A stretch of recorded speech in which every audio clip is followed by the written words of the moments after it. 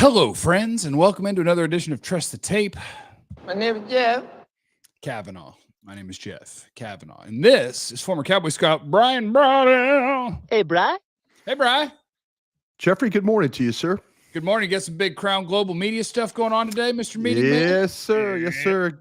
Got some media, got some stuff I have to do at 9 a.m., so I appreciate everybody working with us today. Well, this morning I'm drinking out of my Spark, and I just realized Hutchins Barbecue is getting some free advertisement. So, Hutchins, if you want to hit me up and give me some money, I'd be happy to have this cup every day that we do the show. Just give me a bunch of money, okay? It's good, Thanks. good barbecue, really good barbecue. Real quick story about a cup and advertising. When we were with the Cowboys, with Parcells, he was drinking his iced tea out of a cup, out of another company's cup. And so like the people like at Pepsi and stuff got mad. So Bill had to put his iced tea in another cup, in a different like Pepsi. cup. Yeah, in a Pepsi branded cup, because like every day he would sit there at his press conference and he'd have his iced tea. It's Grandy's was the company. We were eating Grandy's. Bill had the Grandy's iced tea cup, and the people at Pepsi got mad and made Bill pour his iced tea. Like, so every day, like somebody in PR had to take his iced tea and pour it in a cup and then put it on the desk for him. And so that's what he did. So We love it. We love it. it is good. It is good. If anybody's ever going to Hutchins, you make sure you heard about them on Trust the Tape. Trust the tape. They should give us a bunch of money and some brisket on a weekly basis. That would I'll be tell you really what, we'd love to have Hutchins on board on Trust the Tape for sure.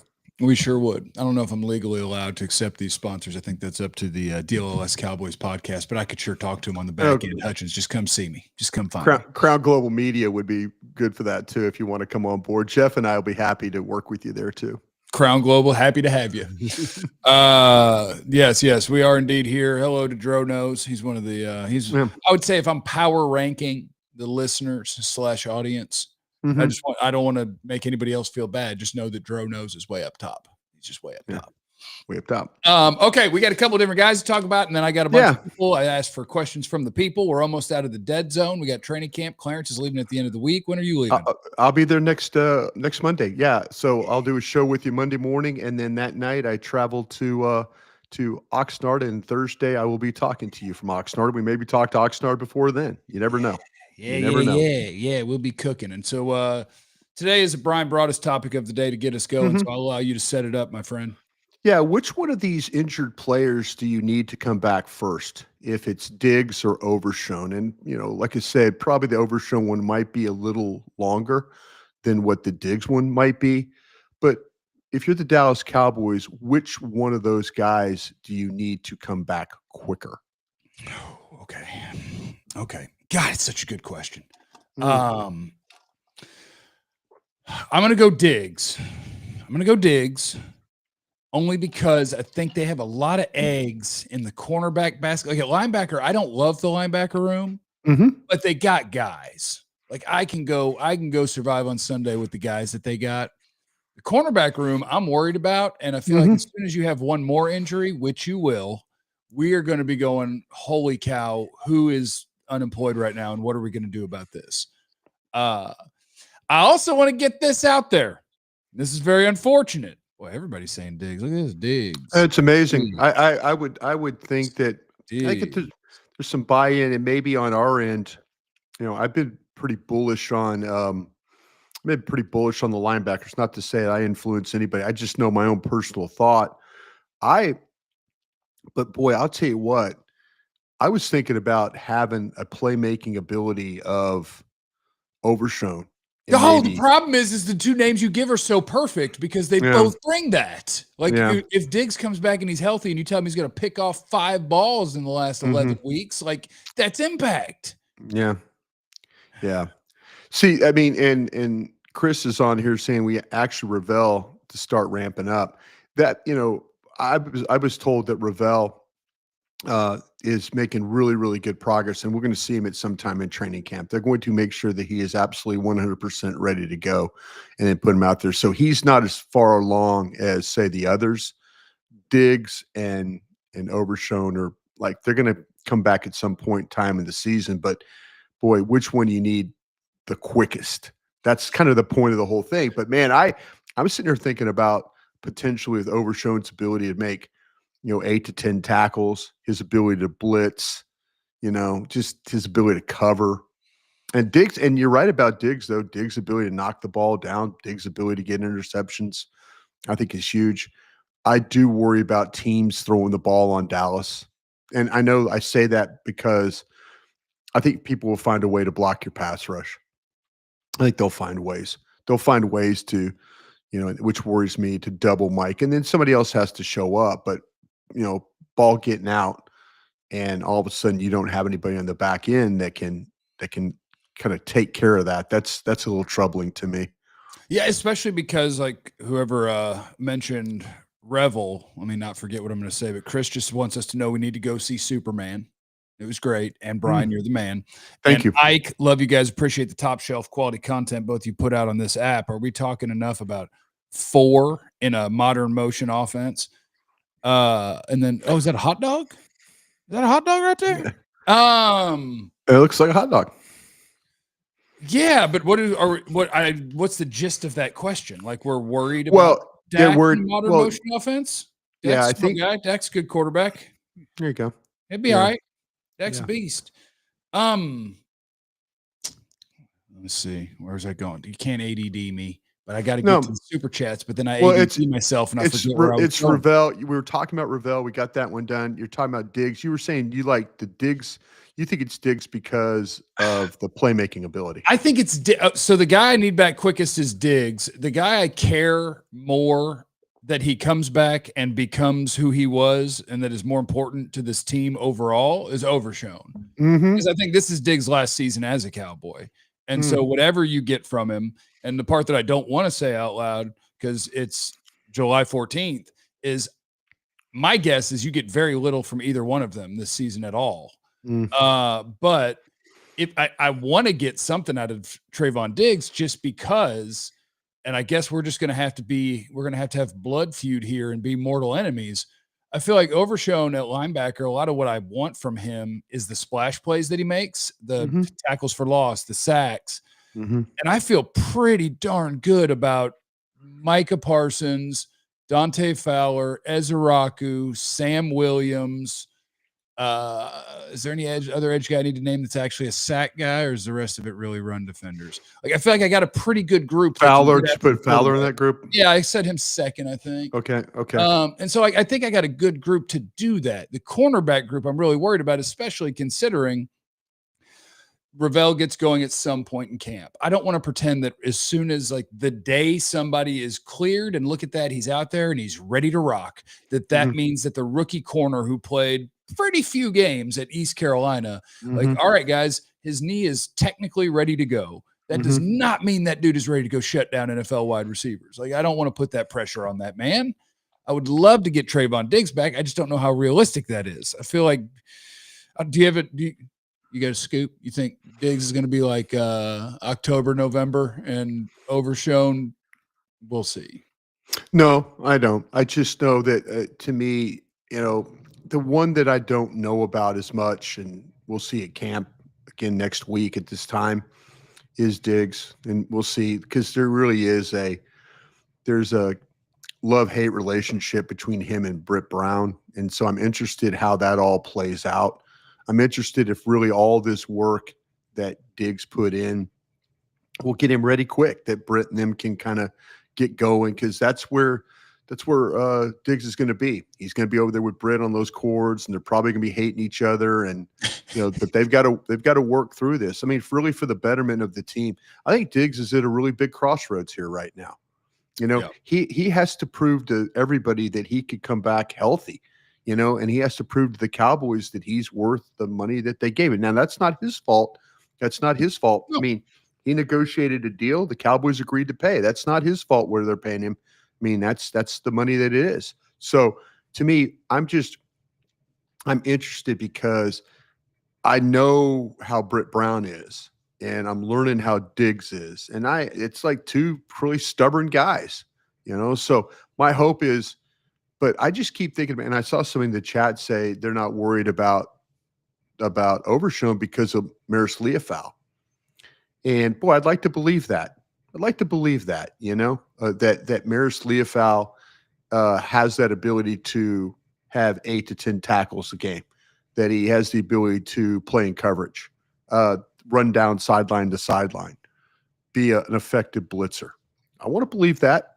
And if that shows itself, then the Overshown argument is really like, well, you don't need him, because we'll see with Sanborn, we'll see with Murray. I mean, Sanborn, I think, has a lot to prove. Murray is on the program where nobody believes that he's any good anymore. He's playing, and the minute that he starts to look bad, people are immediately, and it could be me or you or Voch Lombardi or anybody, Clarence Hill, anybody pointing it out, like, oh, we told you. There they go, Dallas going on the cheap at linebacker. You would hope that this somewhat is an Eric Kendricks experience for you. You would hope that would be the case. That's your best hope for Murray is an Eric Kendricks experience, is what I would say. But you need those others to play. And man, the more I think about it, the corners do scare me for sure. Yep, same. Just Blaze says that hat drippy, my guy. Shout out to our friends at Branded Bills. You're gonna want to check out Branded Bills. They also got a really good DTX hat that I got. That's a DLLS sponsor. So yeah, they're partner of the program. There you go. All right, we welcome your questions now. I got a bunch on Twitter, but you can ask them in the chat as well. And we're gonna party. Are all the draft picks been signed? Did Ezraku sign? I know we were doing a bit where everybody wanted to get fully guaranteed second round contracts all of a sudden. I don't know if we got that situated yet. As a matter of fact, I reached out to a couple of people in the organization, and I did not hear back on that, because it seems to be that there's a problem with these second round picks. Because Cleveland likes to go rogue. Yeah, Cleveland there you go. Gave a fully guaranteed contract to Deshaun Watson, and the whole league was like, what are you doing? We don't do this. And then Cleveland gave a fully guaranteed contract to their second round pick, and the rest of the league went, what are you doing? And the rest of the second round picks agents went, sounds like we need a fully guaranteed contract. So now we're going to fight. It looks like in the chat there from Sarge there that Ezra went signed. And I saw that yesterday when I was going through some of Twitter notes, chatter, whatever you want to call it. And I saw that, and I reached out to a couple people in the organization. I said, hey, what's the deal with these second round guys not signing? So ultimately it comes down to the guaranteed contract, I believe. I'm just trying to get educated, and hopefully I get educated today from somebody on that. Landon was on the Twitter and asked me, could Donovan Wilson be cut in favor of younger safeties? Did we start this when we're always watching guys' contracts and figuring out which guys could be let go if you needed to save money? But the Cowboys don't need cap space. So I don't think you're going to see a useful player. No. I don't think you'll see a useful player just be cut just to be cut. If you want to play one of those younger safeties, feel free. If Wanya is going to come take his job, come take his job. But I don't know if that's going to happen. I'm preparing myself for Donovan Wilson and Malik Hooker one last ride. Yeah, I would too. I think that, last year when at this time, talking to Mike Zimmer, he was really, I used the word bullish again on the safeties he had. And, because I had questions about Wilson's ability to cover. Right. And then all of a sudden, Wilson's ability to play downhill is nice. Yep. Wilson's ability to miss playing downhill is also not good. But I would like to see, Bell and Wanye Thomas. I know they signed the kid, from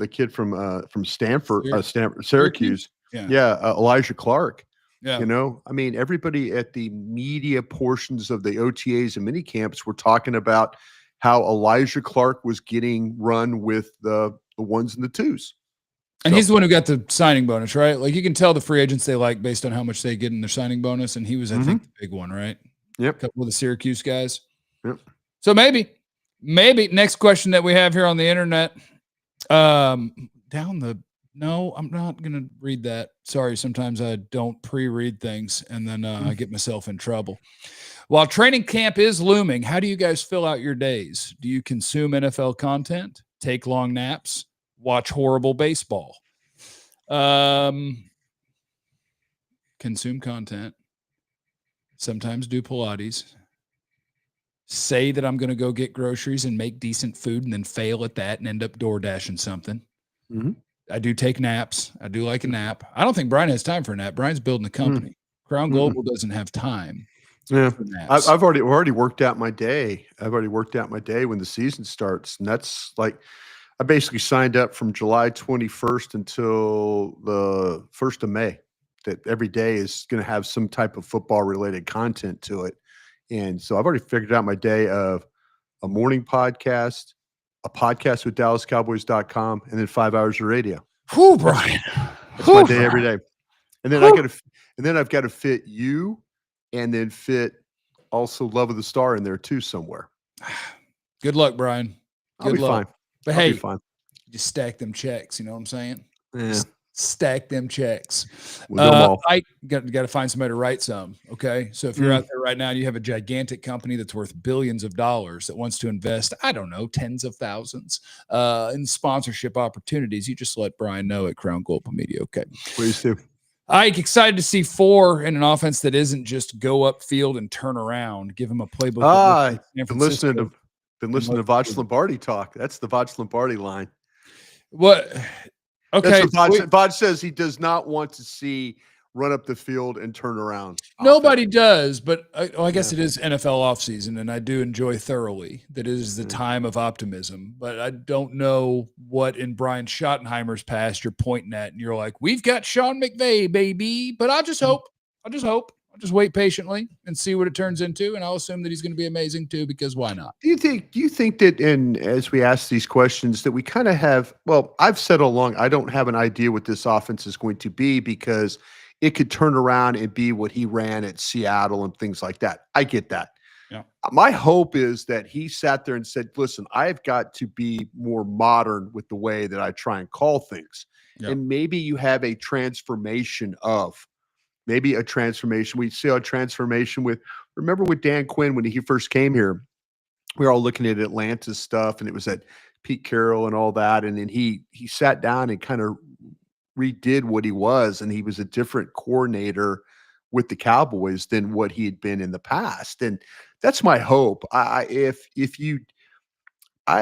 think there's a place for the Seattle offense. I think there's a better place for teams that attack and try and create mismatches and try and find ways to get. I've always believed this, and I'm not a coordinator or a coach or anything like that. I've always believed, how can I get my good players on your bad players? That's what I always believe. That's a hell of a goal. I've always thought, how can I set my scheme up in order that your bad right tackle has to block my best pass rusher? Yeah. I've always believed that. And I it sounds very simplistic to say that, but not a lot of teams do that. They never, I could sit there all week long. You and I could do shows all week long and talk about bad matchup for the Rams, bad matchup for the Rams, bad matchup for the Rams. And then we get in the game, and that guy who is bad matchup for the Rams has the easiest job all day. You never affected him in a way. And I sit there and watch corners play. I mean, everybody always wants to know on DallasCowboys.com with Derek Eagleton on the break, like, Bryan, break down. And I'm like, this is who I would attack. And then they don't attack that guy. And I'm like, how come I could sit here and watch 2-3 days worth of film and see who your bad players are, and then you never do anything to affect those bad players? Please, Brian Schottenheimer, attack bad players. And the other teams I feel like would do that. Like as soon as the Cowboys would lose a corner and you would have fill in the blank name step on the field, it was like, here's the target. And immediately. And that's, that's what you're supposed to do. My girlfriend loves the song Panama, but whenever it comes on, I loudly sing Cavanaugh over the entire song, and she gets mad for some reason. Cavanaugh! That's crazy. What is the highest realistic success level you think the Cowboys could achieve this year? This is from Thomas on Twitter. And conversely, what is the lowest realistic failure, assuming Dak is healthy either way? They could very well win 5 or 6 games with the schedule if they don't play well on defense. It could be so much pressure on Dak and this offense to have to score, and then it doesn't work out the way it is. But you could realistically win 5 or 6 games. You could also, on the flip side of that, probably win 11 or 12. I think it's hard for me to go all the way to, like, Vegas has them favored in 6 games this year. Yeah. So in theory, you could win 6 games. 6 games, yeah. I can't see it being that low with healthy Dak, but if you tell me that Tyler Guyton can't play NFL football and this defense, you don't have corners that you need to cover these receivers. And a non-existent pass rush, sure. Yeah. Well, how are you going to have a non-existent pass rush, Brian? Micah Parsons is on this thing. Yeah, but okay, he can maybe be the only thing you have. Yeah. All of a sudden, like the teams that are really, really good on defense, and maybe I'm making the number up too much, but 40, 50, 55 sacks, something like that. Yeah, what if you just have Micah Parsons 15 sacks and everybody else has 1 or 2? No, we got to go 15 for Parsons. You got to go That's what I'm saying. 5 Yeah, for there you go. Osa, Yeah. 5 for Fowler, But you could have you could have a bad defense if Micah Parsons is your only sack guy. It could be a bad defense. Yeah. I do think there's absolutely a world where when we look at the Cowboys, we say the offensive line isn't good enough. The running backs aren't any good. The linebackers aren't good enough. They can't stop the run. They don't have the corners to stop the pass. And like, we are definitely building something that we could say wins 6 games. I just can't see it with Dak existing. So, but I could see on the worst end, I could see 8 and 9. Yeah. Maybe 7 and 10. It's hard to say because I think the quarterback's too good, but it is a hard schedule. And you could end up looking at this and be like, you know what the Cowboys are good at? Quarterback and receiver. And that's it. Yeah. And yeah, that could set up. But we do have Brandon Aubrey, which is important. Brandon Aubrey is good for 3 wins, according to Phillip. So we have that. So yeah, I could absolutely see it being even with healthy Dak, a down year where everybody, and a lot of people will say, well, you're supposed to carry us and blah, blah, blah, blah, blah. And then a lot of other people will look at it and be like, oh yeah, you don't have a good football team. So Tyler Guyton, be a stud. Linebackers, be better than I think you are. Run stoppers, be better than I think you are. Running backs, please, one of you still have something left. All right, deal. Yeah, I think like I say, Christian's on there saying the win total of 7.5 is funny, easy over. I don't know. I thought so when I first saw that. I was kind of the over because healthy Dak wins 12 games. It's what they do. But then you look at group by group, and it's like, well, like I say, we play the game of win loss, looking at the schedule, and there are going to be some difficult challenges. I'm going to say this: I think that Dallas's first game against Philadelphia, and I know it's the first game. I think that is going to be a huge game for Brian Schottenheimer. I think, now listen, you might go there and lose, and I hope not, but you can't go first day and get embarrassed. You cannot go in there and get mollywop 44-7 or something like that. You cannot do that. I mean, he needs to get off to a good start, and he needs to have these players the buy-in and the belief. That's why I said, to me, what's successful, and I know Cowboy fans hate me to say this, but in the first year, give him a winning season. Give him the ability for the young coaches that have never coached in the NFL to learn and understand this thing. But you can't go through this season being, 5-12. You just can't. I just don't think that does good. It doesn't do good for anybody. But he needs to build credibility in the eyes of these players. These players all love him for who he is. They love the person. He needs to prove that he could be a real difference-making NFL head coach. For sure. And they need to they need to not let him lose 38-10. No, don't let that thing turn into, because then it turns into the discussion of like, well, it's too friendly. Players like him. Well, then the players need to play hard for him, and all that stuff. I mean, it turns into the first game. I really don't. You might lose that game, but then again, you might win that game. But don't go out there and get beat 44-7. Don't do that. That would be so bad for people's interest levels too, Jerry. Oh, no question. If you want a corner who's ready to play, and a D tackle who's ready to play, and a different running back who's ready to play, we sure would appreciate it. So if you just, Jerry. We will knee jerk very badly, and then all the things that we talked about. Well, I told you secondary. I told you the run defense. I told you the offensive line. I told all that stuff. Brian Schottenheimer and especially too, if Micah Parsons is a holdout the entire camp, kind of a thing. And it's just, that thing will snowball. I mean, it's just, you can't have that. And to the point of Mark on Twitter, he asked, will Donovan Ezeraku be on the practice field next Tuesday? Like, there's a chance that Micah Parsons ain't out there working out. And if you don't get your second rounder signed, there's a chance that he's not out there working out. Come on, y'all. Come on. Absolutely. Absolutely right. Let me see here. Will Dante Fowler start opposite Micah, or will it go to one of the younger promising guys from Plastic Man on Twitter? Does it matter who, quote, starts? Like, no, the defensive line will have probably Osa, Mozzie, Parsons, Fowler / Williams, / Sam Williams / Marshawn Nealon / maybe it's just who you're playing. Do I think you're calling a runner a pass play? They might. It's funny. They might play Nealon. We'll see if Nealon plays as the left end or right end, and we'll see what happens with Turner too. Is another one. I think those are your two. These are the two guys that you have to play in the run game. Yeah. Who's these two dudes talk scared? Listening to them is like listening. I would like to apologize to everybody for observing the Cowboys roster and telling you about it and how it looks. But I mean, listen, I do love my buddy Aaron and my buddy Mitch. I got two buddies that I love the way they do Cowboys, because every year they're like, hey, what do you think? And this year I'm like, 9 wins. If Guyton's better than I think, maybe you could get 10 or 11, get to the playoffs. And they both go 17-0, Super Bowl. And I'm like, okay, yeah, no, I dig it. Yeah, if they're just going to win the Super Bowl, and if we don't say that, we're a bunch of idiots, that's fine. And I hope you have a wonderful day. How about that? I'm not fear-mongering anybody right now. I just and here I am trying to start a business. I need this team to win, to be honest with you. I mean, it helps all of us when this team wins. I also have a responsibility to the people who consume our content.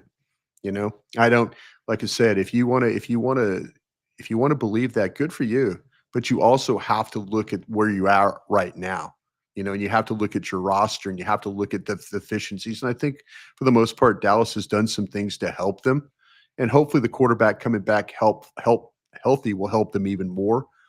Coach is really unknown. The head coach really, really is unknown how that whole thing will respond. I worked with a guy I thought was going to be a good head coach. We didn't help him. That was Dave Campo. For 3 years, we didn't help him. That was something like you think that like a guy can be a head coach, and then all of a sudden it's like, my hope is this guy's the quarter of a head coach that his dad was. His dad was a damn good NFL head coach. And so to me, that's my hope, but I'm not fear-mongering anybody. I'm being realistic that what I think could happen, or what could happen in a negative way, I think you have to be very honest about that. 17-0 Super Bowl. Everybody on the team is the best at their position in the entire league. Dro Knows is digging deep. Who's more valuable, Hunter Lipke or tight end number 3? Tight end number 3 is what? Is John? See, that's a question. That's a question. No, that's a very good observation right there. So tight end number 3 would be probably Spanford or Schoon, probably Schoon, maybe. Yeah, so we'll see. I mean, there's been a lot of love for Spanford. Yeah, I think to me that has to prove out. I think that if you start to think about carrying a 4th tight end, if you think about it, let's be the 4th tight end. This is where that happens. And maybe if you want to, do you want to carry the 6th wide receiver? That's another one you have to think about too. There you go. Well, it is Cropper season now. We're about to be at camp. Cropper's about to be routing dudes up again. Chris, what needs to get right to get to 11, 12 wins besides Guyton? I think Guyton's the most important part of that. Defense. You got to be able to stop the run. Somebody's got to be able to stop the run. Well, you got to figure out the pass defense too. I mean, because see, and that's the thing where it's like, oh no, you don't want. Yeah, Dallas needs to score. Dallas needs to figure out how every half needs to have, as we go into halftime, Dallas needs to figure out how to have 17 points on the board. Yeah, that's what they need. They need that right now, and then that way, then you build on that. You're going to need to get this thing to 26 every day if you can. I mean, you're going to have to. They piecemealed together the linebacker core while Overshown's hurt. And then at the defensive tackle group, you're banking on, like, Mozzie has to play a bunch of snaps. And his backup is probably going to be a 7th-round rookie. And Osa is a little light in the butt. So it's like, there's your run defense. It's like, well, okay, so Jeff's worried about the run defense. What about the fact that you're banking on a bounce back from Kyer Elam? Bland's a good player. And then outside of that, 3rd-round hurt rookie, hurt Trevon Diggs. This team needs a bunch of Carson. Does Carson have confidence? Yeah. You got a lot of coin flips that need to land heads for you for this thing to get cruising in the right direction. And hopefully when we get to camp, it looks like some of them are. Okay, Brian's got meetings. Crown Global has got stuff to do. So everybody, thank you for swinging through. Thanks for being a part of Trusted Tape. Brian, you have yourself a day, okay? Thank you, Jeffrey. I'll see you on Thursday. And then from that point on, we'll see it from camp, which should be a lot of fun. So thanks everybody out there for tagging along with us today. All right. We'll see you guys on Thursday. Remember, you have